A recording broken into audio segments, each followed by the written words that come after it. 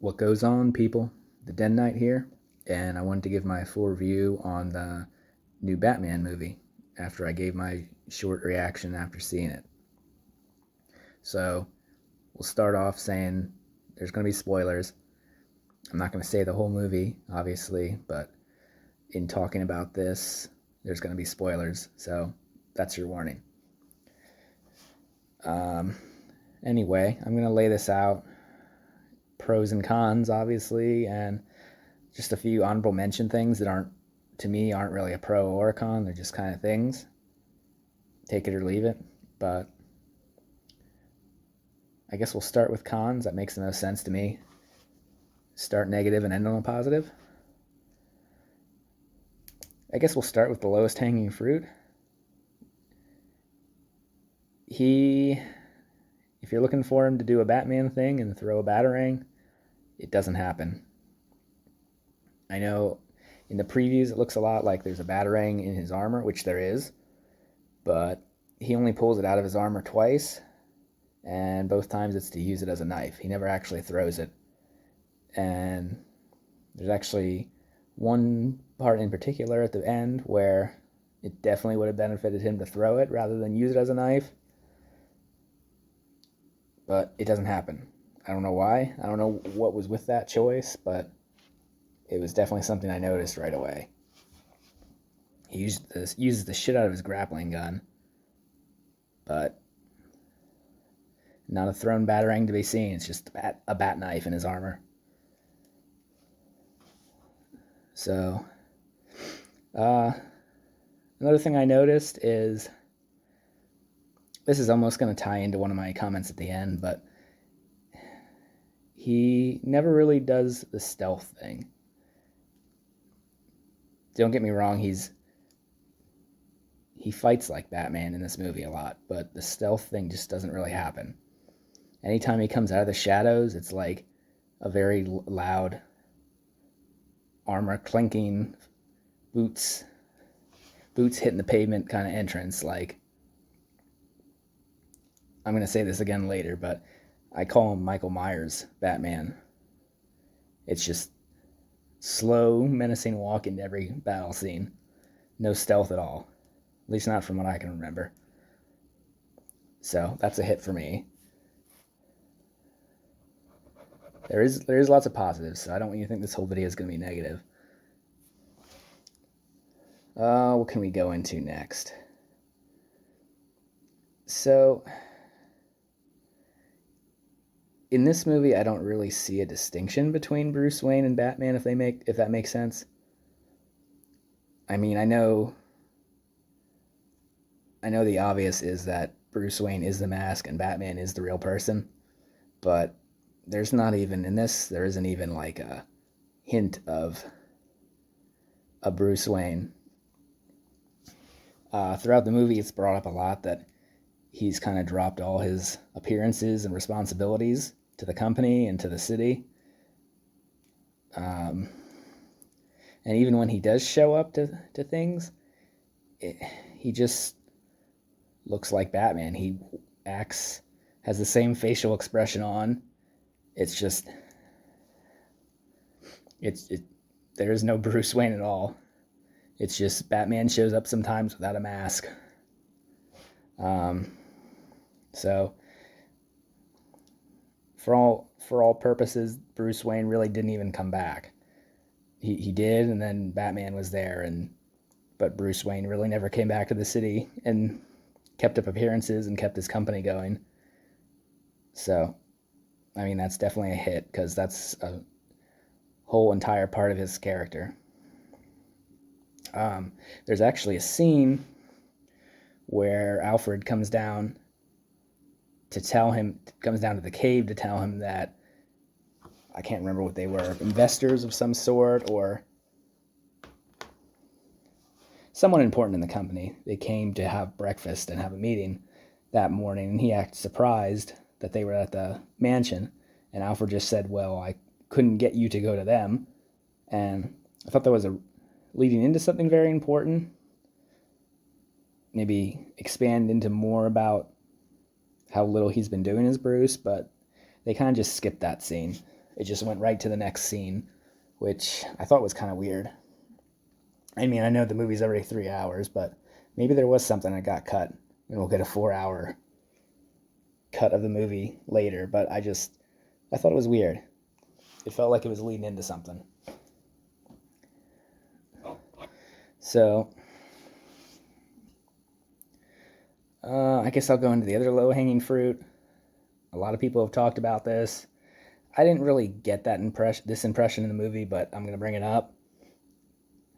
It seems they're really trying to kind of make, all the bad guys are the old white guys, and then all the good people are the black people. I think that's a little too on the nose. I could be wrong. I don't think it was meant to be that way. Obviously, they changed James Gordon to black. The two mayoral candidates, the evil white guy got murdered in the beginning, and then the other person running, the younger black lady, won. Obviously, she didn't have a competition, but they also really didn't give her any character. She was just kind of there. The white guy, there was the guy that got murdered. There was a whole thing behind how corrupt he was and everything, but then the person who won, who was supposed to be good for the city, there really wasn't, I couldn't tell you a thing about her. They didn't really say anything. There was no story. So, I don't want to hit on what everyone else hit on, but yeah, if you look, that is there. White man bad, black people good, but I don't really think that was the intention. Again, I could be wrong. I don't know. Anyway, moving on. There's this ongoing thing of vengeance, which obviously that's I am vengeance, I have the night. Yeah. But Batman only says that once, and it's to some random thug, and then for some odd reason, Catwoman keeps calling him vengeance, even though she wasn't there to see him say that. I mean, maybe we can assume he says it more often, and it was in a newspaper. I don't know, but it was just weird. He says it once, and then it's his new name his new name that Catwoman calls him, and then at the end, there's a weird scene with one of the criminals too. It's just I don't understand what they were going for. Maybe it just went over my head, but it was just very forced to me. Didn't make any sense. It felt like that was meant to be something more.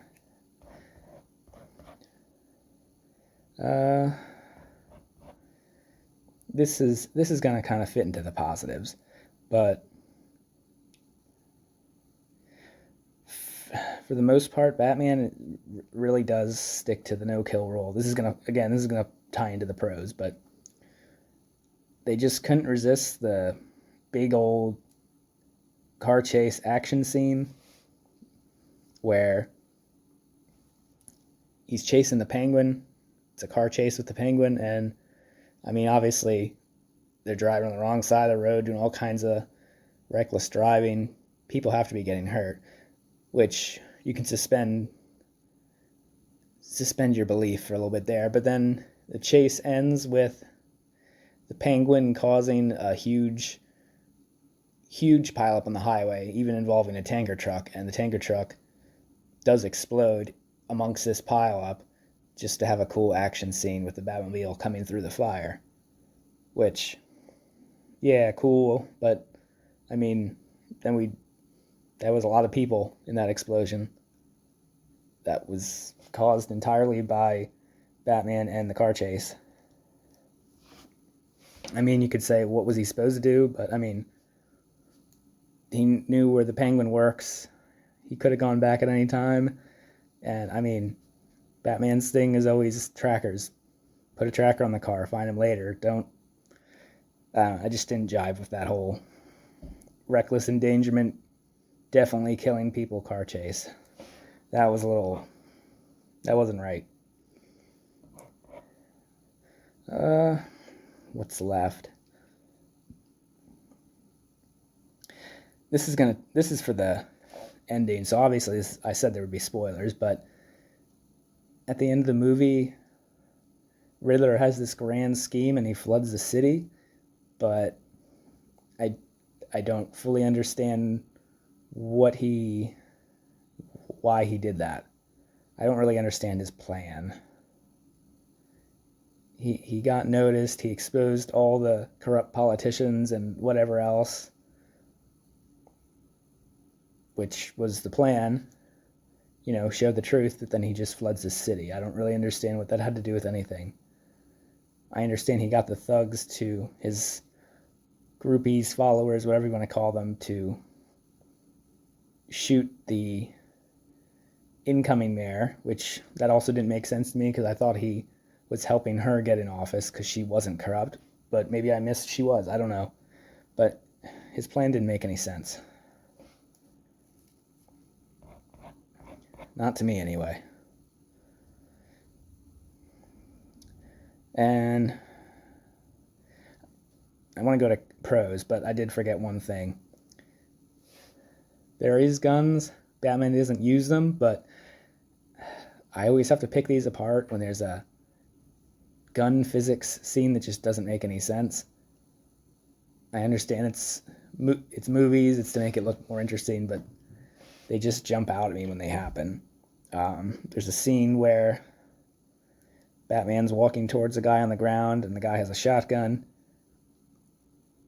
He fires it at point blank range at Batman, and Batman flies back many feet, lifted off his feet by the shotgun blast, which, okay, whatever. I don't know what shotgun does that, but let's just say it was super powerful and could do it.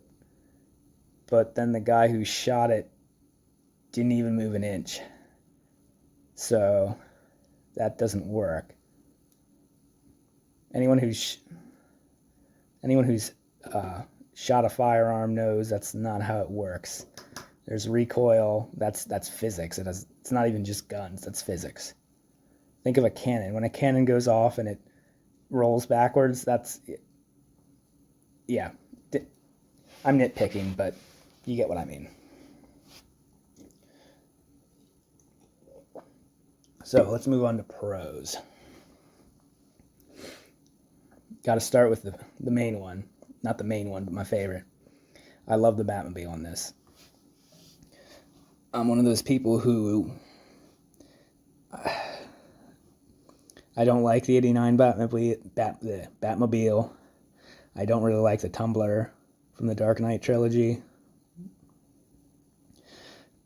Honestly, up until this one, my favorites have been ones that weren't even, like, real. Think, like, I know we didn't get action in, but the Arkham Asylum style one, I like the look of that one, and my favorite's always been the animated series Batmobile. I just love the sleek simpleness of it. So, yeah, up until this, my favorites have always been CG/animated ones. But I did like this one. I liked how intimidating and simple it was.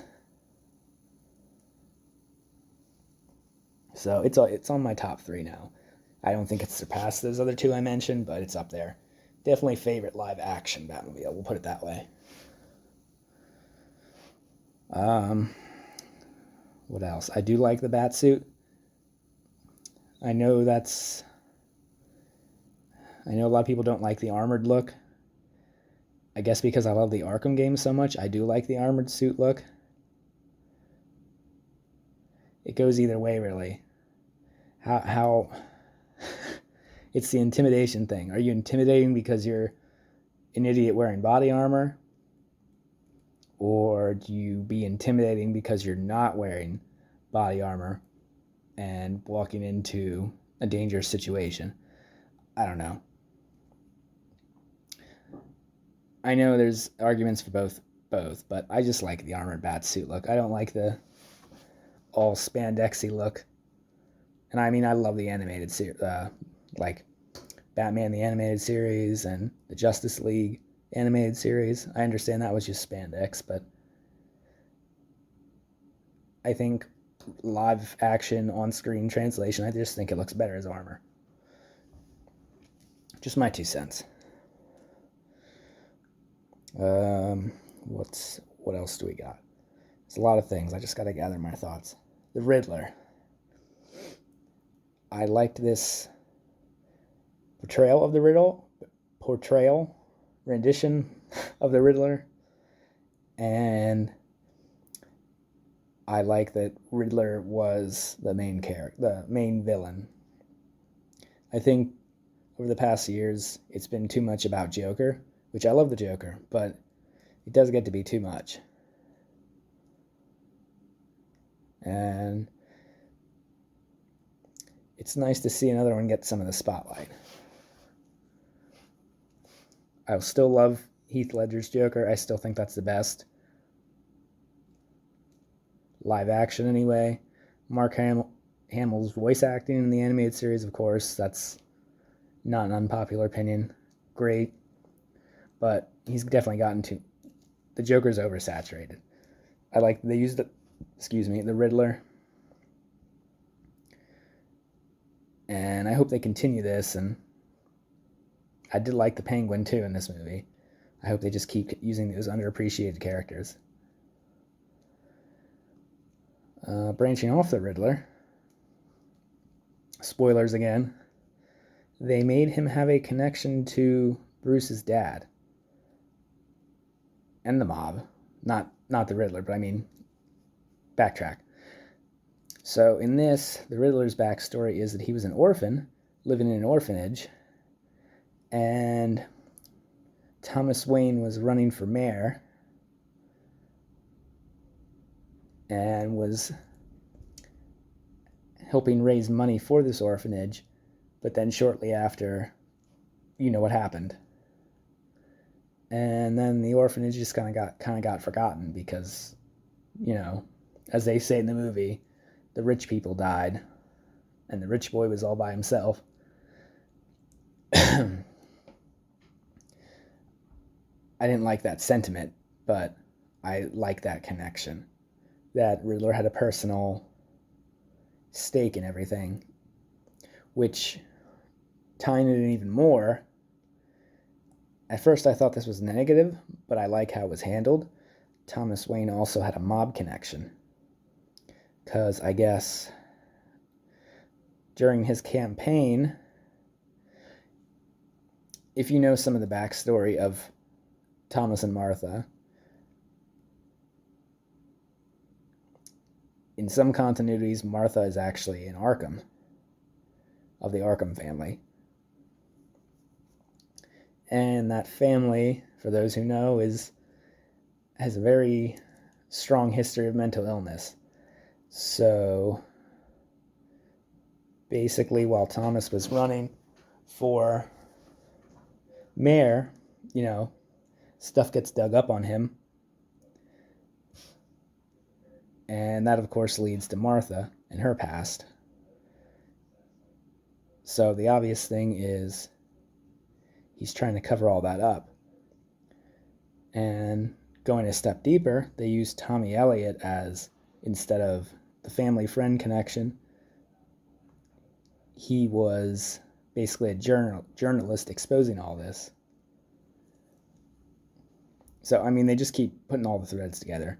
I like how I know they changed a lot, but I like how they went about it. I don't know if any of that made sense. I think I just rambled. But Thomas was running for mayor. All the dirt on Martha came out about her past, about her family. Tommy Elliott was a journalist exposing it and then bringing it full circle. Tommy went to Carmine Falcone of the Falcone crime family to basically put an end to that. But Falcone being Falcone, did what a mobster does and had Tommy Elliott murdered, which Thomas Wayne did not intend to happen. So he threatened to go to the police, and then you know what happened. They were murdered. So I like how all those connections came around. The Riddler is connected to Thomas Wayne, who's connected to Falcone. I thought that was a really good spin. So, moving past all that, I'm sure I confused some people. I confused myself. The no gun rule was definitely in place. Like I said, there's guns. Batman never uses them. He even tries to stop Catwoman from using one. So, that's definitely in place and something we haven't seen in a while in a movie, Batman movie. At least not during Zack Snyder's run.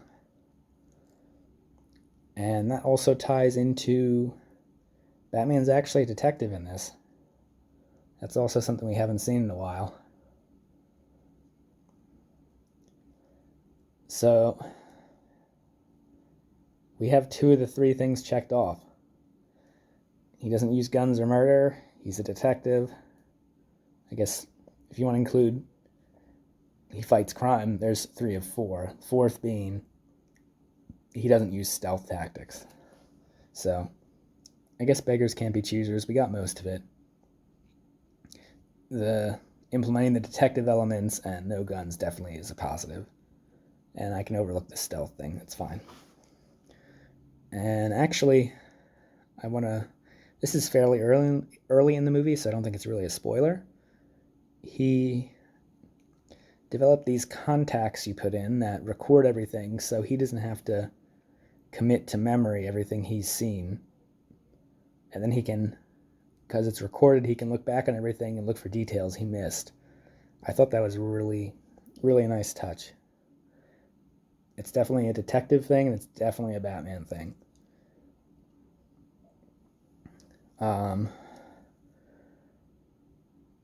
Kind of swinging back to the gun thing, he wasn't Punisher Batman. That's something I dreaded. I thought for sure we were just going to get another movie with a Punisher Batman. Beat the shit out of everybody, gun him down, run him over with the cool car. But that's not what we got. And actually, when he fought, I liked this too. I mean, I know this movie took place, I think it literally takes place in his 2nd year as Batman, acting as Batman. And when he does get into fights, he doesn't, excuse me a minute.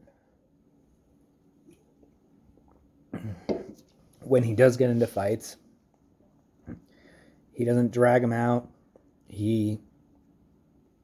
For the most part, every fight he gets in, he takes people out pretty quick and decisive.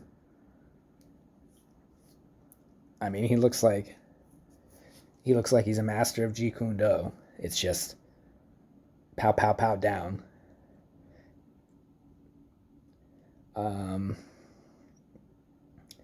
And tying into that, kind of what I was getting at with the year 2 thing is he's very fallible. He makes mistakes. He's not like invincible, and he's not like the best fighter every time he walks in.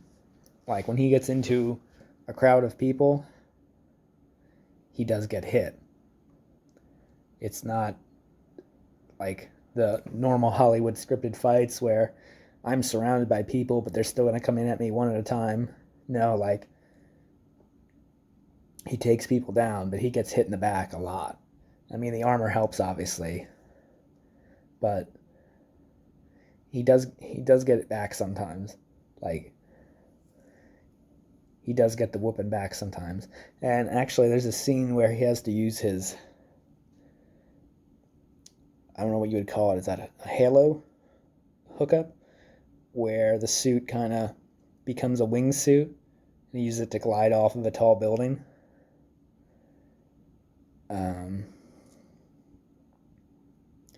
And he does the flight fine. It's funny because he actually looks kind of scared. It's like this is the first time he's actually using it. The flight's fine, but then as he's landing, he messes up and it gets caught on a bridge, and he just misses the mark and tumbles. He actually rolls and knocks over a motorcycle. It might have been his motorcycle. I actually didn't notice if it was or not. But I like when he's fallible and human. You know, he gets stuff done, but he's just one person.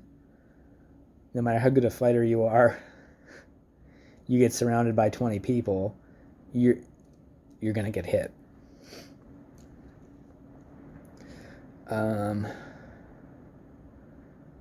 That actually reminded me of something. I'll come back to that. Like I said, I liked the Penguin. I liked the Riddler thing.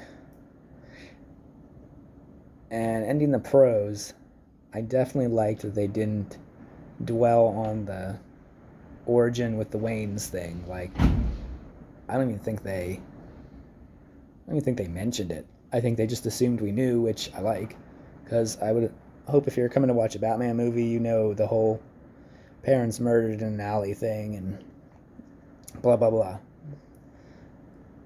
I'm not saying it's overdone. I'm just saying we don't need to see it every time, especially when the movie's already 3 hours. So that was definitely appreciated. So I guess that's all I can say for the pros and cons. Get into a couple just because things. Which actually, let's start with this one. I probably should have put this in the cons. But I kind of like, not sure it counts. I mentioned this in my live short video, but for some reason this movie, Gotham, has way too many cops. And I don't mean like, obviously Gotham needs a lot of cops, but I mean like, there's always way too many cops in the same place. Like, the best thing I can say is there's a scene in the police station where, this is actually before he does the wingsuit thing, where he's escaping the police station and there's just cops pouring out of like every hallway and chasing him. Every time they go to a different hallway, there's just more pouring out. And at one point I actually laughed in the movie theater because it reminded me of that scene in The Matrix where all the Mr. Smiths just kept pouring out of the doors into that lot where Neo fought them all. I was like, what?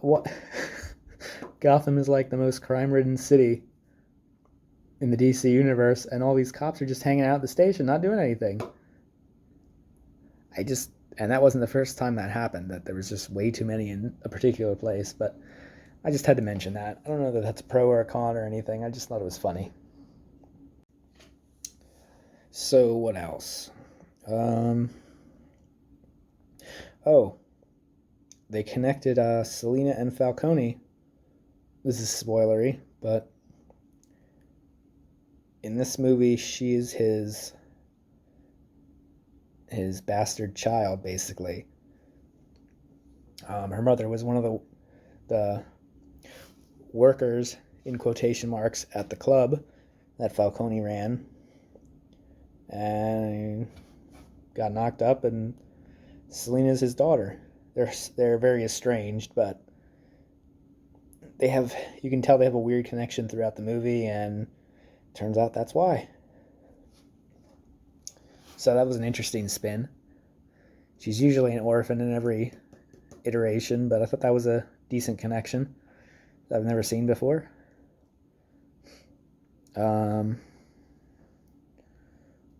I brought this up already, but like I said, I call him Michael Myers Batman because that's how he enters every room. Just very slow, and I don't think he ran at all in this movie. Well, other than the Mr. Smith cop station, that was running, but other than that, he is either on some type of motorized transportation or he's just walking like that. I didn't really think about that till now, but yeah. So Michael Myers Batman is going to be his name from me. And I guess the only other thing I have to say is, for notable mentions, is the Joker does make a cameo. They don't say it's the Joker, but there's a part where Riddler's in prison and his cellmate starts talking to him, and then they both break out into the Joker cackle. So it's not outright said, but I'm pretty sure that was supposed to be a nod to the Joker. I don't know if that means he'll be in the sequel or if it was just a nod. I don't know.